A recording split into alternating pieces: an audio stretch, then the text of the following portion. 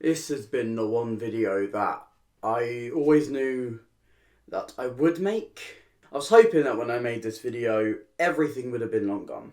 We would have been back to normal, we would have, beaten it, but that's not the case yet. Theatres have been closed for a year. This video will come out on my birthday, which, it has really sucked for the entire past year to see Broadway shows announce that they have to close their doors and see Beetlejuice played its last performance on the 11th of March. Frozen played its last performance on the 11th of March, and it's like, okay, I get it. I have such a personal link to this, okay. Today's video is just going to be a discussion. It's not scripted. I have like a list of bullet points here, which is something I don't usually do. I usually like to script out videos like this, but I feel like for this, a more personal touch is probably the best way to go. Or maybe I should have scripted it. I'm so bad at being off cuff. So Broadway announced that they were closing on the 12th of March 2020. This was just before Six was meant to perform their opening night, and many other shows were about to go on. This closure was inevitable, but we didn't expect it to happen so soon. I don't think anyone expected it to happen so soon.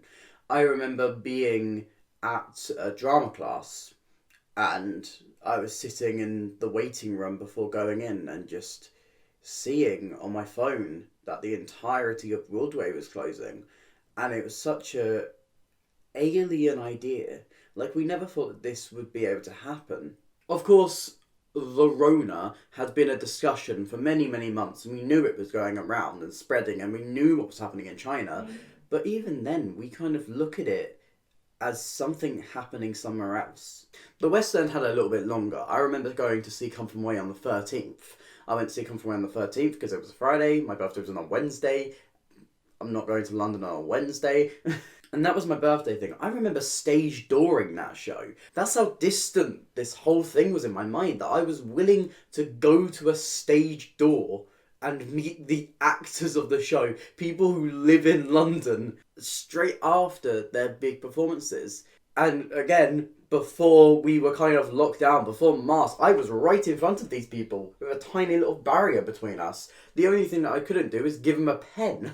But the West End followed suit on the 16th. For the next couple of months, it was okay. It was an adjustment to get used to. And of course there were times that I was upset or sad, but I knew that we were all in this together. But this is all history that most people know. We all remember the constant delays. We all remember just watching and saying, oh, we'll be out by July, we'll be out by June, we'll be out by May. We all thought it'd be a couple of weeks, a couple of months, and as the times kind of pushed on, it seemed endless. But then there was an end in sight, because we got our first London show after the Rona hit in Sleepless in August of 2020. I remember going to see Sleepless in September. If it was normal times, I would have not gone to see Sleepless because it's not a musical for me.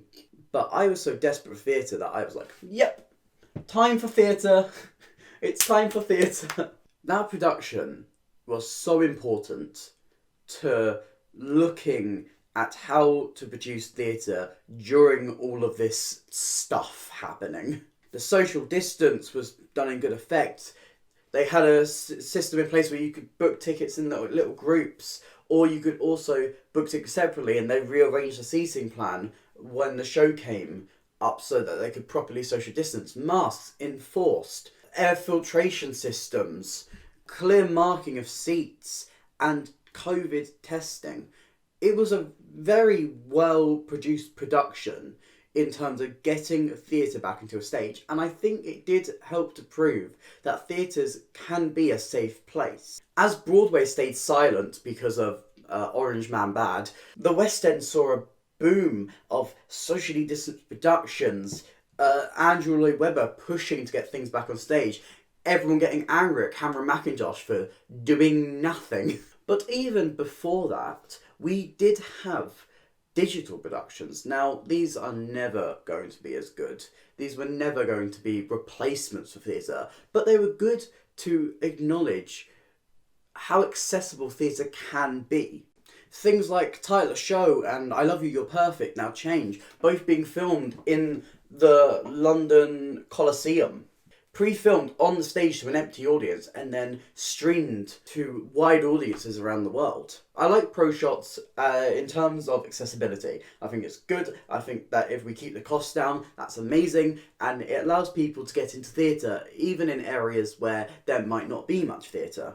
But then we were starting to see a pushback into real theatre, a mixture of socially distanced theatre and digital theatre, so that everyone could still see theatre in late 2020. We had the first West End show reopening with Songs for a New World at the London Palladium, thanks to the spearheading by Angelo Weber. And then we had NIMAX Theatre just coming in clutch and reopening every one of their theatres with social distancing, which reintroduced us to 6 in a much bigger theatre, which honestly I want to keep. I do not want them going back to the small theatre. They deserve the big theatre. They have proved their worth. Shows like Janie and even new shows like Death Drop. But then, of course, theatre got hit and hit and hit again, with a November lockdown delaying everyone's reopening, and then these shows only getting about 2 weeks of performances in before London was placed into Tier 4. 3 months has gone by. Theatres are starting to plan their reopens again. We don't know if they will reopen as soon as they say. We just have to kind of hold out hope. At this point, we don't really know. If anything goes wrong down the roadmap, which, seeing our track record, is very likely, everything will get pushed back. Everything will get delayed. I think it would be stupid to not admit that that is a real possibility, that things might not reopen as soon as we want them to. However, we can hold out hope. That doesn't mean that we have to be completely nihilist. We can hold out that hope that maybe when it comes to May, we'll be back in a theatre. And maybe we can join in the footsteps of Korea and Japan and manage to step back into a theatre once more, even at the tail end of a panoramic. Now, as we look at the full timeline, the full year of the Panda Express, we have to look at the shows that didn't quite make it out. Of course, a lot of these shows do have futures on tour, or maybe even coming back to the big leagues like Broadway and the West End. We don't know yet.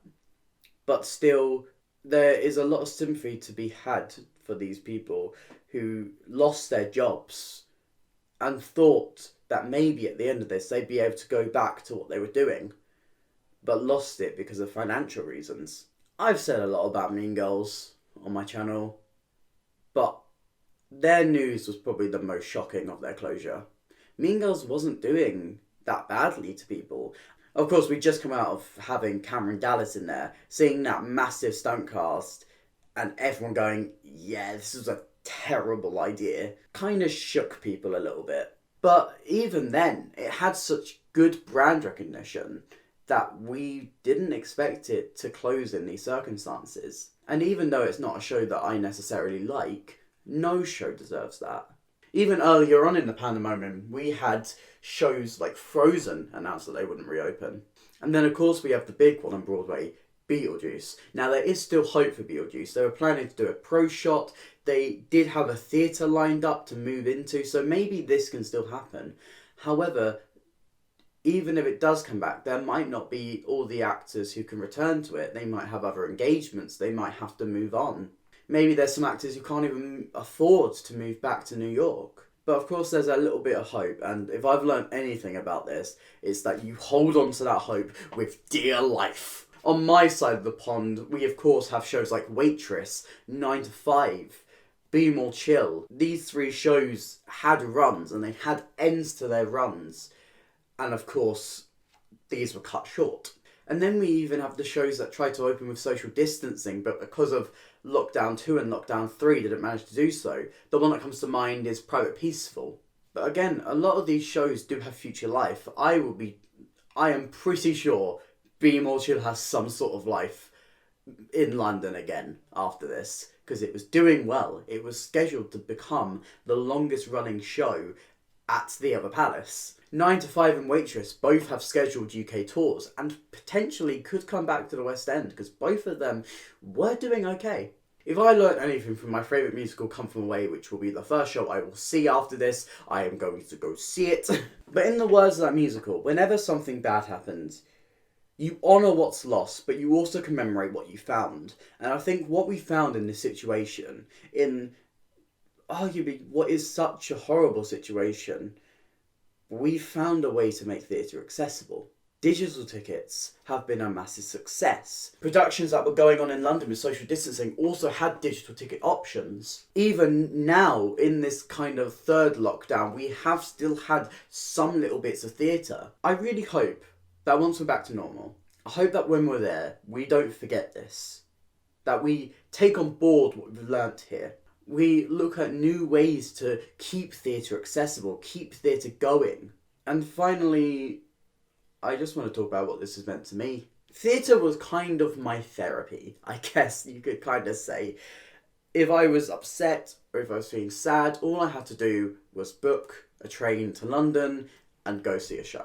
It was a very expensive therapy, but then again, so is actual therapy. But seeing that kind of safety blanket you've had ripped away from you is very upsetting and did take a massive toll on me. And seeing it stretched out for longer and longer, seeing bad decisions made, seeing things reopen too soon, and just mentally thinking, this is just going to be longer that I can't be back there. This is longer that I have to sit here and can't see my friends and can't get back to normal because they're rushing the process of getting everyone back. It definitely took a mental toll on me.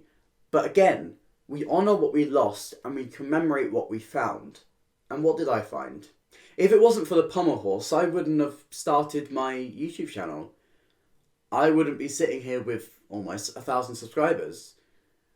I wouldn't be able to discuss and talk about theatre. I wouldn't have my Twitch. I wouldn't have this hobby and this pastime that I love to do.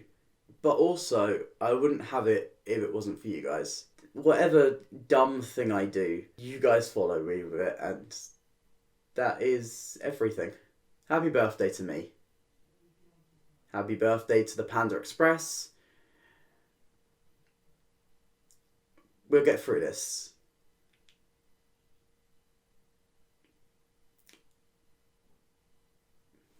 It will just be a little bit longer, but at least we have this.